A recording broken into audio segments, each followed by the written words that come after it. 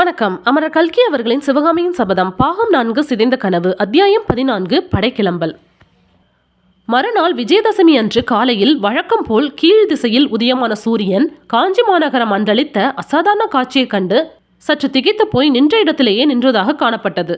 பூர்வீக பெருமை வாய்ந்த பல்லவ அரண்மனை வாசலில் நின்று மாமல்ல சக்கரவர்த்தி யாத்ராதனம் கிரகப்பிரீத்தி ஆகிய சடங்குகளை செய்துவிட்டு குலகுரு ருத்ராச்சாரியார் முதலிய பெரியோர்களின் ஆசை பெற்று தாயார் புவனமகாதேவியிடமும் பட்டமகிஷி வானமாதேவியிடமும் விடை பெற்று கொண்டு பட்டத்து போர் யானையின் மீது ஏறி போர் முனைக்கு புறப்பட்டார்.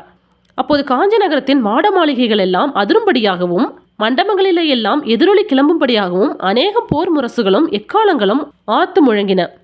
சக்கரவர்த்தி ஏறிய பட்டத்து யானைக்கு பின்னாலும் முன்னாலும் அணி அணியாக நின்ற யானைகளும் குதிரைகளும் ரதங்களும் ஏக காலத்தில் நகரத் தொடங்கி காஞ்சி நகரின் வடக்கு கோட்டை வாசலை நோக்கி செல்லத் தொடங்கின. இந்த ஊர்வலம் காஞ்சியின் ராஜ வீதியின் வழியாக சென்றபோது இருபுறத்திலும் இருந்த மாளிகை மேல் மாடங்களிலிருந்து பூர்ண சந்திரனையும் பொன்னிற தாமரையையும் ஒத்த முகங்களுடைய பெண்மணிகள் பல வகை நறுமலர்களையும் மஞ்சள் கலந்த அச்சதையையும் சக்கரவர்த்தியின் மீது தூவி ஜெய விஜயீ பவா என்று மங்கள வாழ்த்து கூறினார்கள். இப்படி நகர மாந்தரால் குதூகலமாக வழி அனுப்பப்பட்ட சக்கரவர்த்தியின் போர்க்கோல ஊர்வலம் ஒரு முகூர்த்த காலத்தில் வடக்கு கோட்டை வாசலை அடைந்தது.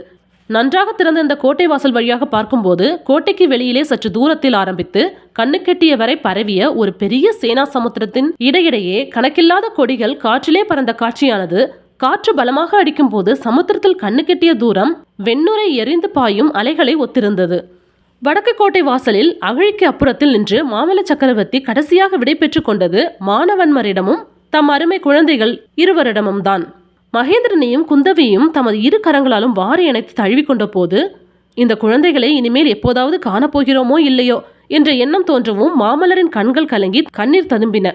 குழந்தைகளை கீழே இறக்கிவிட்டு மானவன்மரை பார்த்து மாமல்லர் சொன்னார், என் அருமை நண்பரே, இந்த குழந்தைகளையும் இவர்களுடைய தாயாரையும் பல்லவ ராஜ்யத்தையும் உம்மை நம்பிதான் ஒப்படைத்து விட்டு போகிறேன்.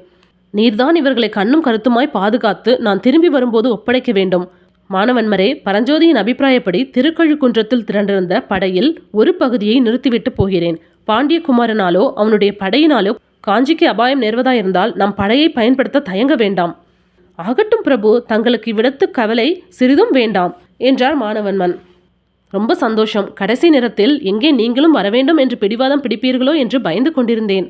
இதுதான் உண்மையான சிநேகத்துக்கு அழகு என்று உள்ளமோ வந்து கூறினார் மாமல்லர்.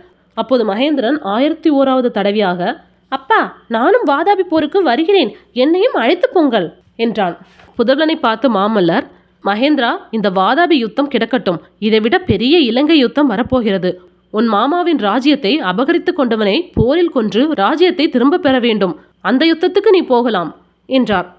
இவ்விதம் கூறிவிட்டு மாமல்லர் சட்டென்று குழந்தைகளை பிரிந்து சென்று போர் யானை மீது ஏறிக்கொண்டார். அவ்வளவுதான். அந்த பெரிய பிரம்மாண்டமான சைனியம் சமுத்திரமே இடம்பெயர்ந்து செல்வது போல் மெதுவாக செல்லத் தொடங்கியது. அவ்வளவு பெரிய சைனியம் ஏக காலத்தில் நகரும் போது கிளம்பிய புழுதி படலமானது வானத்தையும் பூமியையும் ஒருங்கே மறைத்தது. அந்த புழுதி படலத்தில் பல்லவ சைனியம் அடியோடு மறைந்து போகும் வரையில் மானவன்மரும் மகேந்திரரும் குந்தவியும் கோட்டை வாசலை நின்று கண்கொட்டாமல் பார்த்து கொண்டிருந்தார்கள். ஹை ஃப்ரெண்ட்ஸ், உங்களுக்கு இந்த கதை பிரச்சனை லைக் பண்ணுங்கள், ஷேர் பண்ணுங்கள், மறக்காமல் சப்ஸ்கிரைப் பண்ணுங்கள். தேங்க்யூ.